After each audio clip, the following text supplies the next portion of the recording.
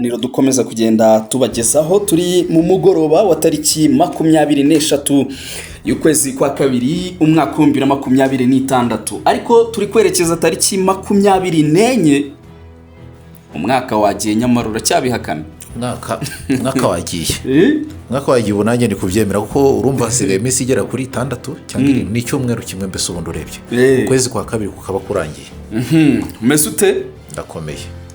Rero tuje kubaganiriza ku makuru agezweho mu karere k'ibiyaga bigari. Mwese mudukurikira turabasuje abari ku mugabane wa Afrika, ku mugabane w'Uburayi, ku mugabane wa Amerika, ku mugabane wa Aziya ndetse na Oceania. Tubifurize ibihe byiza cyane anako tubaha ikaze kubikomeje kugenda bivugwa mu karere k'ibiyaga bigari. Muri Republika Demokarasi ya Kongo ibintu bikomeje kudogera, byabaye ibindi ngo leta ya Kinshasa yafunguye icyo twakwita flow cyangwa se imirwano kuri axes zigiye zitandukanye, yaba muri Sud Kivu, yaba muri Kivu y'Amajyaruguru. Nka Kivu y'Amajyaruguru ngo barashaka Rubaya, ese Rubaya baraza kuyibona? Ibyo ni ibintu turi buze kuba dusesenguraho mu kanya gato cyane. Ariko rero hari inkuru mbonye ngo igisirikare cy'u Burundi muri Republika Demokarasi ya Kongo kiri gutabaza, yewe ngo inda zibamereye nabi mu myenda ndetse kugeza kuri ubu ngubu rwose bari kuvuga bati nyamara turaza kuhapfira hano hantu tutishwe n'amasasu gusa, ahubwo n'ibijyanye n'itu tunyamaswa turaza kuba tugira gute tuturangiza. Ariko barimo no kwishyuza kuko ngo bamaze iminsi myinshi badahembwa. Ese ibyo bimeze bite? Ariko nanone Kinshasa irimo irakora ibishoboka byose kugira ngo ibashe kugira gute, ibashe kuba mu by'ukuri yatsinda nguru rugamba, yisubize ibice bya za Bukavu, yisubize ibice mu by'ukuri bya za Goma n'ahandi hagiye hatandukanye. Hanyuma ikindi kandi barimo kubikora baciye mu nzira nyinshi, harimo kuvugana n'abatavuga rumwe n'u Rwanda, babahaye ikaze muri iyi ntambara rwose. Ni benshi barimo kugenda bakira, barimo umuhungu wahoze ari perezida w'u Rwanda Juvenal Habyarimana, uyu yitwa Jean-Luc Habyarimana, herutse kwakirwa rwose arinda umutekano mu buryo bukomeye cyane. Haraza General Kayumba Nyamwasa ndetse n'abandi bagiye batandukanye bagenzi be, ari nako ndimo ndabona barimo no kugenda batora bahitamo abantu bagomba gukorana nabo muri campaign. Bakomeje kugenda barokirita, ubu urimo gushyirwa mu majwi n'uwo bita Badirama wamenyekanye mu myidagaduro.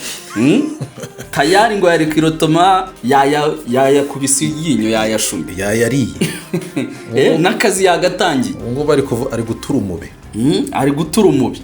Ngayo nguko rero uko bimeze, ibyo turaje tubyinjiremo mu by'ukuri tubabwire uko ibintu bimeze kugeza kuri ubu. Hari n'andi makuru menshi turi buze gucamo, nk'aho umushyitsi wa Museveni yakuruye umwuka mubi hagati ya Uganda ndetse na Sudani. Ikindi kandi Uganda yanze kwitaba inteko ishinga amategeko ya EU ni umuryango w'ubumwe bw'Uburayi.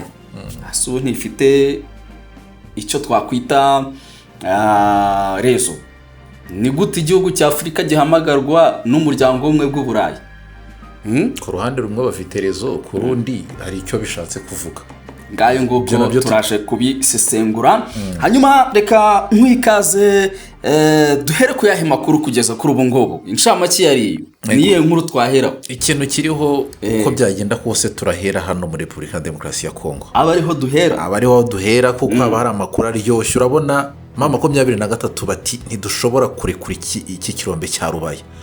Ubutegetsi bwa Kinshasa nabwo turagishaka hasi hejuru.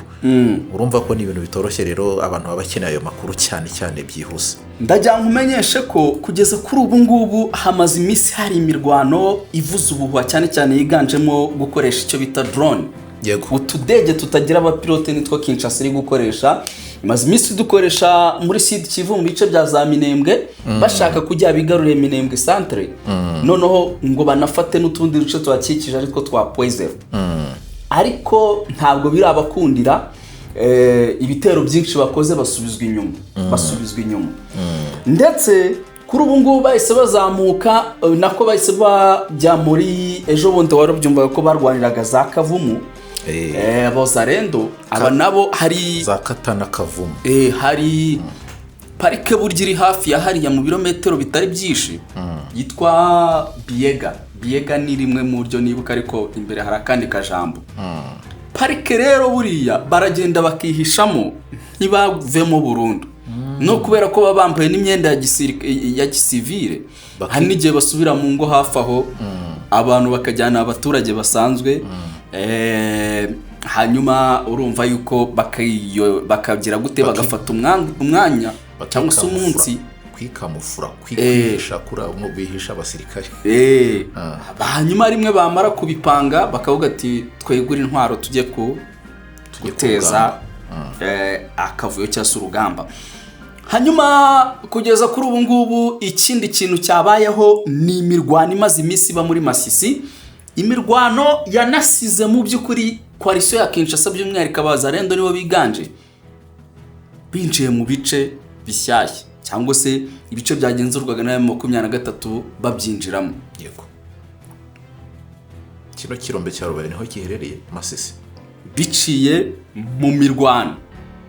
Abenshi barimo kuvuga bati se M23 byagendekeye gute muri Masisi ko twumva ngo irimo irahura n'ibibazo? Batangiye kuyicuncu bayambura intuzi ibintuza, bayambura ibyo bice bigiye bitandukanye. Ibyo bice ntabyo bavuze. So ni ibice mu by'ukuri biherereye ahitwa za Gatoyi, za Gatoyi niho iyi mirwano imaze iminsi ibera. Bafata n'ibice bigiye bitandukanye, ariko nk'ubu ngubu birimo kuvuga yuko hari uduce twishimye two muri Masisi imirwano yaberagamo, ndetse bavuga yuko Wazalendo ngo yaba yageze noneho na Kaniro, akaba ari hafi ubu uri murerekeza n'ubundi za hehe za Rubaya. Imirwano rero imaze iminsi iba, by'umwihariko umurwano wabaye kuri uyu wa mbere tariki 23 y'ukwezi kwa kabiri umwaka wa 2026 muri Masisi. Bagaragaza ko Wazalendo bamaze kugira gute, bamaze gusubiza inyuma AFC M23 twirwaneho, ndetse ubwo abenshi bo ku ruhande rwa Kinshasa ubona ko bazanamo bakunda kumentioningamo izina RDF. Yes. M23 RDF rebels. Hanyuma amakuru akagaragaza yuko rero kugeza kuri ubu ngubu ngiyi koalisiyo igizwe na Wazalendo ndetse na bandi bagiye batandukanye. Hari umuntu wakunda kuvuga ngo niba ari katakata niba ari takataka, sinzi ukuntu yabivuze, ashaka kuvuga nyine melange y'abo bantu bo yigo koalisiyo ya Kinshasa. Kugeza kuri ubu ngubu baje kugira gute, baje kuba ngo bagera hano za Kaniro, hanyuma hano ubundi akaba ari hafi ya Gatare, centre ya Gatare ndetse na Masisi centre. Hano Masisi centre hagenzurwa na AFC M23 ndetse na Gatare, ndetse n'utundi duce tw'inyuma za Gatoyi aho tumaze iminsi tuvuga hari AFC M23, ariko bano bo ku ruhande rwa Wazalendo bamaze kuhinjira.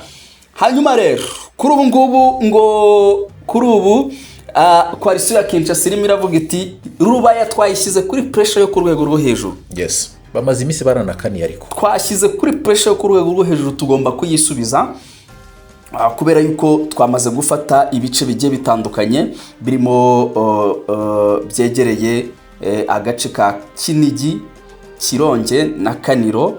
Aho ngaho twahashinze amata ko hafi aho turarekereje kugeza kuri ubu ngubu, ndetse bisa nkaho rwose abarwanyi ba AFC M23 bagarutse aho bita Kibabi niho baherereye. Hanyuma amakuru akagaragaza ko banza wumve inkuru iteye ubwoba uyu mugoroba. Yewe ibintu bigiye kuba muri iki cyumweru ntabwo bisanzwe. Amakuru arimo araturuka muri Masisi aragaragaza ko mwenyewe General Sultan Makenga kuri uyu wa mbere n'abandi basirikare bakomeye bamaze kugera mu Rubaya. We yigereye yowe mwenyewe n'abandi basirikare batandukanye nahoze mbabona tayari bamaze kugira gute, bamaze kugera mu Rubaya. Reka nze urumva iki kirombe kirasiga amaraso ameneka, ntabwo abantu bazabona aho bayashira. amaraso arameneka kubera iki kirombe. Ni menshi cyane, ni menshi kuko mu minsi yashize arega Tshisekedi iki kirombe ngo yakemereye aba bagabo b'i Burayi, Leta Zunze Ubumwe za Amerika yarakibemereye. Noneho mama 23 nabumvise bari karama bavuga bati ariko icyo kirombe uragitanga urakigenzura ko ari icyacu. Ubwo rero urumva ko rero y'intambara rero iri hano iri kubera za Rubaya rero n'ibindi bindi. So yahageranye rero n'abandi bagabo bagiye batandukanye barimo mu by'ukuri umugabo witwa Gachel, uyu nguyu akaba ari Colonel niba ntibeshye, hakaza n'abandi bagiye batandukanye mu by'ukuri basanzwe bayobora uru rugamba. Ikintu bagiye gukora nta kindi ni ukureba ukuntu basubiza inyuma bino bitero bagatanga umutekano, uwo mwuka cyangwa se abo bantu ba Kinshasa barimo kugenda banuganuga kuba bakwisubiza iki gice cya Rubaya muri rusange. Kugeza kuri ubu ngubu rero rwose amakuru agaragaza yuko AFC M23 yamaze no gushinga ibitwaro biremereye, aho barimo kurasa mu bice bya Cugi, Kinigi ndetse na Kironge nk'uko amakuru akomeza kugenda bigaragaza. Rubaya ni agace k'ingenzi cyane, habera ibikorwa by'ubucukuzi bw'amabuye y'agaciro muri Nord Kivu, ndetse ni hamwe mu hantu mu by'ukuri hari navuga ngo niho ruzingiye ku bijyanye n'impuza n'ubukungu. Muri aya makimbirane ni hamwe mu hantu h'ingenzi cyane buri muntu adashobora kuba yakwifuza gutakaza. Ngo ni ahantu abantu umuntu wese wakenye cyangwa wumva ashaka amafaranga niho ahantu agomba kujya kwikenurira, nicyo bishatse kuvuga. Muri aya makimbirane ni ukuvuga hagati ya leta ya Kongo ndetse na AFC M23, buri wese kuhatakaza, kuvuga kumva ko ngiye kuhatakaza cyangwa se ingingo yo kuhatakaza ni ingingo ishobora kumurwaza malaria. Ari amakuru nahoraga mbona kuri ntuza kuri RFI, bavuga ko ngo hacukugwamo 15% bya korota yose yo kwisi ikenewe ku isi. Kumva aho hantu urumva ni ahantu h'ingenzi cyane. Ikindi buriya ngo ku kwezi nibura hatanga umusaruro wa toni 110 ndetse n'120 z'amabuye y'agaciro nyine, hanyuma kandi akavamo ibifaranga utabara, udashobora kubara rwose ngo bivemo. Hanyuma wumve Vice Guverneur wa Kivu y'Amajyaruguru amaze gusubiza Kinshasa iravuga yuko ishaka Rubaya. Uyu Vice Guverneur yitwa Manzi Wili amaze kuvuga ati rwose mushobora kuba mwakwikora utwo mwikora twose mugatera muturutse mu byerekezo bigiye bitandukanye, ariko ndababwiza ukuri yuko muri buze guhunga munyuze mu byerekezo 7 bitandukanye. Rubaya yarabohowe burundu. Yasubizaga uwitwa Daniel Micombero, ni umunyamakuru ashinja kuba umunwa wa FDLR. Mr. FDLR Mouthpieces umuvugizi. Urumva ngayo nguko. Ikindi nuko kugeza kuri ubu ngubu hirya y'ibyo hari ariko ino nkuru ya Masisi hari amakuru agaragaza ko ngo ba AFC M23 n'ubundi ibi bice yagiye isa nk'isubira inyuma kugira ngo inagire gute ibareke bazemo imbere. Niba marakuza ibone ko bacucu, niba marakuza kuko si ubwa mbere bikoze babagote. Hanyuma ubwo nyuma yo kubagota bamaze kubinjiramo nawe urabyumva. Akazi hamwe higeze gupfira abarundi benshi cyane, usanga imirambo yanyanyagiye za Mushaki abarundi barabatikaguyemo kaza za Mushaki za Rubaya hano havuye abarundi benshi kuko Rubaya uribuka ko Rubaya mbere yuko M23 yifata leta ya Kongo yari yahashyize umurundi. Yego ndabyibuka bati muryame kuri Rubaya. Urumva defense zabo za mbere ziri za Rubaya, nako zari ziri za Kumushaki hejuru kuri za antene, kuko uva umushaki wituza za Rubaya inyuma. Gusa bakimara gukuramo mu za Mushaki abarundi basigaye hano mu ntuza mu Rubaya, ariko ibyababayeho ni ibindi bintu. Barabatikaguye icyo gihe izi mirambo yari yandagaye iki ni ukubaga. no hari ukubaga AFC M23 yamaze no kugira gute no kurunda cyangwa se kongera imbaraga muri pozisiyo zabo ziherereye Meti ndetse na Minjenje. Ahangaha akaba ari hafi ya Nazapinga, ni hafi yaho nk'uko amakuru akomeza kugenda bigaragaza. Akaba ari muri teritwari ya Warikare Nord Kivu. Hanyuma aba barwanyi rero ba AFC M23 bakaba kuri iki cyumweru aribwo baboherejeyo abandi basirikare benshi Meti na Minjenje, nk'uko amakuru akomeza kugenda abigaragaza. Akaba ari muri groupement ya Kisimba, ni muri teritwari ya Warikare, ndetse ibintu bikaba bikomeje kugenda bigira gute bigaragara. Abaturage bagiye kubona babona imirongo miremire cyane mu by'ukuri y'abagabo b'inkorokoro bafite intwaro zoroheje n'izikomeye, bagera hano za Karembe, akaba ari hafi nyine ya za Meti n'ubundi nkuko amakuru abyemeza. Ariko n'ubundi aha hantu naho hari gututumba intambara. Hari amakuru mfite yuko AFC M23 igiye kuzamuka igasunika coalition ya Kinshasa kugera mu birometero 200 uvuye Bukavu. Urumva icyo kintu? uvuye Bukavu ikabasunika ikabigiza hirya. Hazo ubona ubwo ngo se nk'abari kuberekeza Kinshasa. Ari kuberekeza Kinshasa n'akamaro. So mbere tuvuga ngo bari Kinshasa. Reka twerekeze ku Murundi. Umurundi ngo imyenda yacu yuzuyemo inda, dushobora kurwara tifusi niba ari tifusi. Abasirikare ba FDNB bari muri RDC nibo bari gutakamba bavuga gutyo.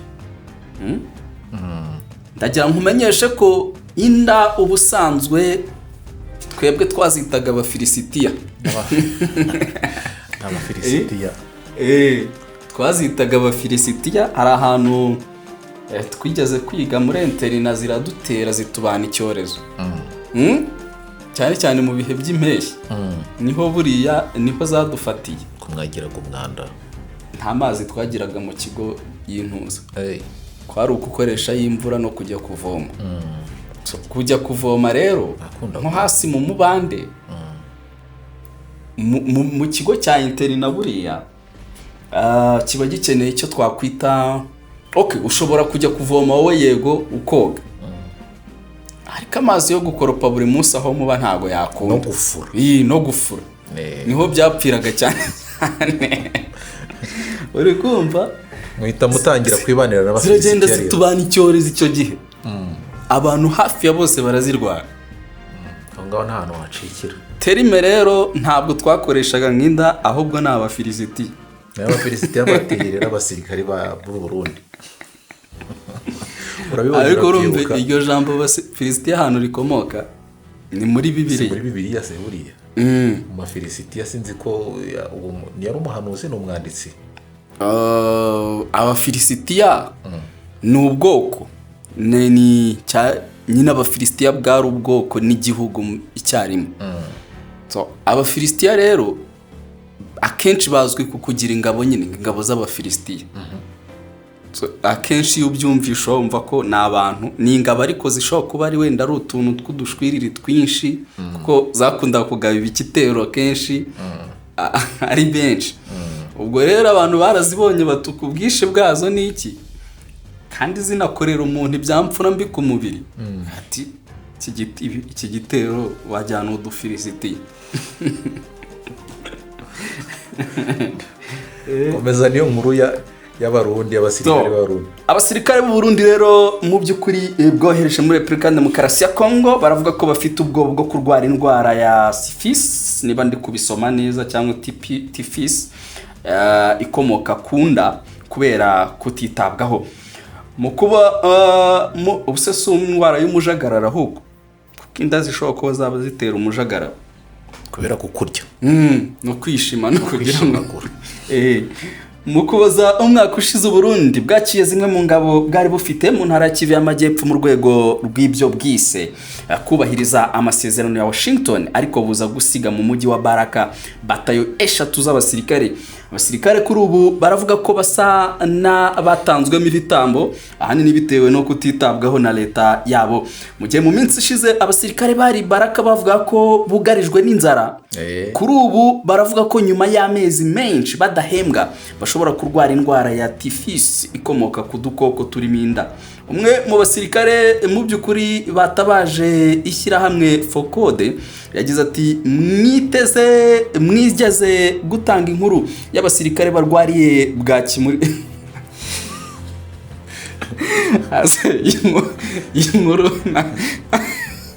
inkuru nta makabya nkuru arimo neza, abantu bageze n'ubwo barwara bwaki, ahubwo uzi ukuntu umuntu mukuru kugira ngo azajye kurwara bwaki, ariko ntabwo byaba ari igitangaza. Umuntu mukuru reka nkubwire, urabona abantu babayeho nabi. Reba ya nkuru ejo bundi twarebaga ngo uriya mukoroneri witwa Nijimbere w'iby'umuceri n'abandi n'ibindi, wenda uwo nuwafashwe. Noneho hari n'ukuntu abasirikare bari muri Repubulika ya Demokarasi ya Kongo bagiye bavuga ko ngo bababazwaga no kubona ababayobora bari kugurisha ibiryo byabo. Uruko ibyo bintu noneho ikindi urabona kugira ngo babone udufaranga, urabizi Ndayishimiye nawe yarabakaniye amafaranga agomba kujya bahemba yabasezeranyije mbere uko bajya ku rugamba si yabaha. None usugira ngo ibi ngibi bari kuvuga ni igitangaza. Ati mwigeze gutangaza inkuru y'abasirikare barwaye bwaki muri RDC kubera ibyo kurya byabo byibwa n'ababayobora. Ubu nabwo mu minsi iri imbere muzumva abarwaye tifisi muzi ko ari indwara itakiboneka. Bizaba ari ishyano kumva umusirikare uri mu butumwa bw'igihugu byitwa ko ahembwa hanyuma akarwara indwara iturutse ku nda, inda nazo zikaba ziva ku isuku nke. Yunzemo ati mu by'ukuri uba abasirikare boga amazi yonyine ntitumesa kubera ko nta gasabune. Ni ukuri turakwinginze mudutangira ubutumwa. Abasirikare b'Abarundi bari muri RDC bavuga ko batazi niba bakira abasirikare b'igihugu cyangwa baribagiranye, bagasaba Perezida Evariste Ndayishimiye nyene cyubahiro cyangwa se Warundi, umugaba mukuru w'ingabo akaba n'umugaba mukuru w'ingabo z'u Burundi, ndetse n'umugaba mukuru w'ingabo z'u Burundi General Prime Niyongabo kubitaho. Amakuru avuga ko kuva mu kuboza bari abasirikare batagihabwa amafaranga angana n'amadolari 50 yo kubatunga bahabwaga buri kwezi, ibyatumye abenshi muri bo barwara inda kubera isuku nke.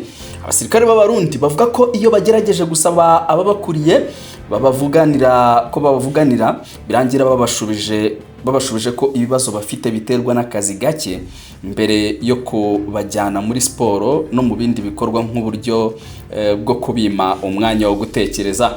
Bavuga kandi ko mu gihe babaga bandikiwe amacupa 2 y'amazi kuri buri musirikare, kuri ubu asigaye anyobwa n'abofisiye gusa. Kuri ubu amakuru avuga ko usibye abasirikare b'Ibaraka abandi b'u Burundi basigaye muri RDC bari muri territoire ya Mwenga, mu gihe abandi bari mu mujyi wa Kalemi. Urumva ngiyo bagerageje kurekarama bahita bababwira bati shabwe ibyo muvuga nuko mufite ubwo akazi kaba banyegake, ngo bakabita muri kwitatsa bakahita babajyana mu gukora ibitendo. Ikindi amazi noneho ngasigaye yinywebwa cyangwa se yinywerwa niba ari kwabyita kwinywerebwa n'abantu uzana abofisi. Kandi hari igisirikare cyitwa nako hari ikigo cya gisirikare cy'i Sandhurst muri Ubwongereza, ikigo gikomeye cyane kizamo abantu batandukanye, umuhungu wa Kagame barimo abahungu babiri ba Perezida Kagame, uriya bucura na warundi, harimo General Muhoozi Kainerugaba nawe mukuru w'ingabo za Uganda, yego harimo umwami nako umuyobozi wa Qatar w'ikirenga Sheikh Tamim bin Hamad Al Thani, nawe niho yize. Ni benshi cyane bamaze kwiga muri iriya shuri. Naho zindeba ibyo batoza abantu babo bababwira ati mu gisirikare mu gihe uri komanda ko bigisha nyine ko bigisha abantu kuvamo ba komanda, abayobozi b'abasirikare. Kirazira kuba wafata ibiryo cyangwa icyo kunywa mbere yabo uyoboye. Biragaragara yuko biba ari nabyo byari bikwiye kuko bari abantu baba bakoze gutya nawe simvuze ko abatakoze kubera ko ubundi ubu n'abashinzwe ububareberera yes abari nk'abana bawe yes ni nk'umuntu w'umupapa uri mu rugo n'abana burya wari uzi ko umupapa ashobora kubwirirwa ariko akavuga ati umwana wanjye kano nari kujya reka nkamuhe cyangwa se umumama akavuga ati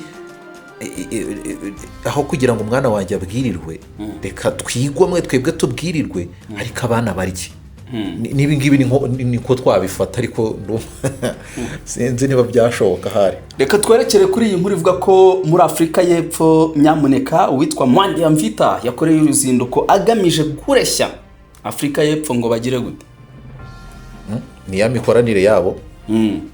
Urabona mu minsi yashize mperutse kubona Cyril Ramaphosa avuga ko ngo ashaka gukura ingabo ze hano muri Repubulika ya Demokarasi ya Kongo. Nibyo yaba yagiye gushimangira ngo bakomeze bagombe. Ubutegetsi bwa Repubulika ya Demokarasi ya Kongo bwifuza ko Afurika y'Epfo yabufasha kubaka igisirikare cyabwo cya FARDC binyuze mu kugiha imyitozo n'ibikoresho hashingiwe ku masezerano asa n'ayasinyiwe i Pretoria mu 2004.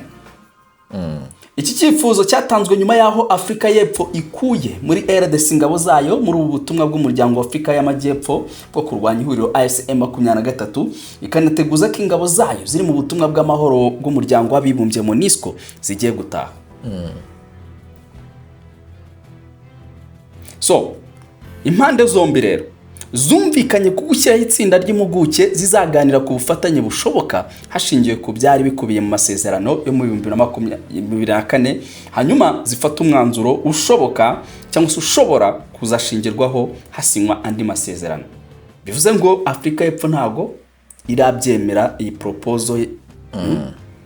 So muri izi proposal haba harimo na deal z'amabuye y'agaciro bavuga batese nitubafasha ibi twebwe turungukira. umfasha katavuga ati dufite ururombe muri Katanga rwa zahabu tuzajya tubahoho 50% ibintu nk'ibyo ngibyo. So hano Afurika y'Epfo ntabwo nzi niba izaresista cyangwa se niba izavuga iti aya reka tuze cyangwa se niba izavuga iti isomo twabonye twararibonye nyamuneka ntabwo turibuze kuba twagaruka. Gusa hano ho biri likely yuko bishoboka cyane kuko ikintu cyatumye buriya bakura ingabo zabo muri Kongo nuko abasirikare baricwaga noneho muri Afurika y'Epfo bigasakuzwa hakaba pressure ikomeye cyane ku butegetsi.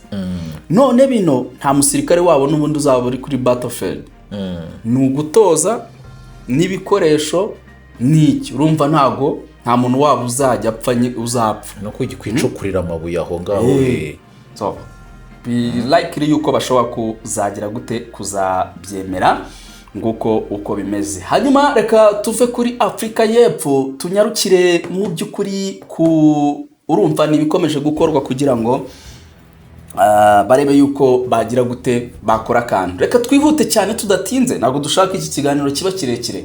Tunyarukire ku kubabwira yuko leta ya Kongo ikomeje gukora ibishoboka byose nyine mu kureba uburyo ngo yakwikiza M23 ariko amakuru aragaragaza ko gahunda yo kugirira nabi ubutegetsi bw'u Rwanda Repubulika ya Demokarasi ya Kongo yongeye kuyishyiramo imbaraga yifashishije abantu yifashishije cyane abatavuga rumwe n'ubutegetsi bw'u Rwanda. Ku ikubitiro umuhungu wahoze ari perezida w'u Rwanda Juvenal Habyarimana yaraherutse kwakirwa hano ndetse hari n'amakuru agaragaza ko ubu ngubu ahari ndetse andi akavuga ko witwa General Kayumba Nyamwasa nawe kuri ubu bari muri Kongo ndetse ku munsi w'ejo ngo bashobora kugirana inama niyo coalition yose. Kayumba Nyamwasa ajya saba muri South Africa. Okay, urumva ni ibintu byumvikana kugera hano muri Kongo. Ikindi kintu bakomeje kugenda baninjiza bakora recruitment ari nako batanga agatubutse wa muntu we ku bantu bagiye batandukanye.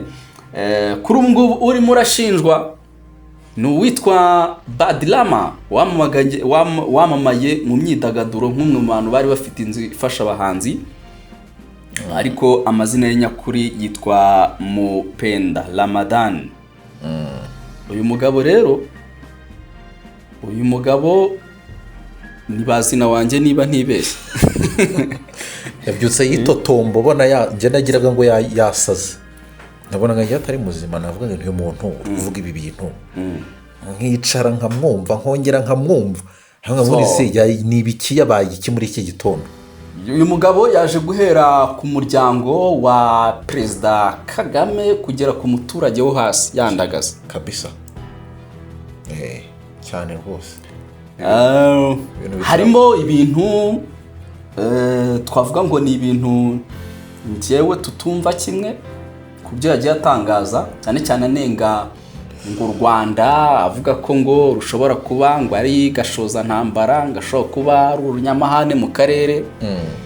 Ariko uyu mugabo ndajyamubwira yuko igihugu kitabaye ikinyamahane ahubwo cyapfa nyine cyazimira. Iyi si turimo ni ukurwana byanze bikunze. Mu buzima busanzwe utarwanye no mu buzima busanzwe. Ubu se uyu mugabo arimo aravugira muri Leta Zunze Ubumwe za, ariko banza uvuge. Mu buzima busanzwe n'ubundi utarwanye ngo wirwanirire ugira aho uvugire naho ugera, ndabizi neza ko ibintu byagucanga hano kuri isi ya Nyagasani.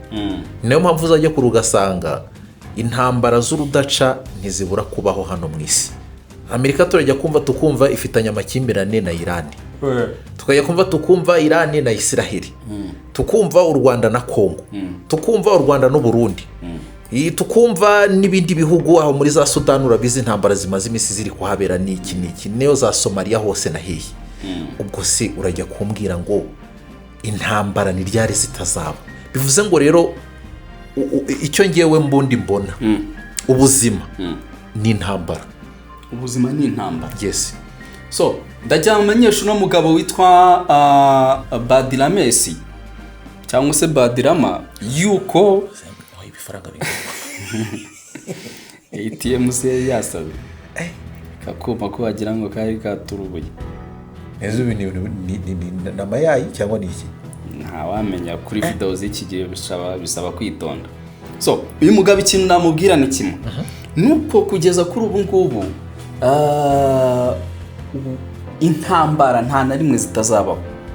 Ahubwo igihari ni iki, abantu bagomba kwiga uburyo babana nazo.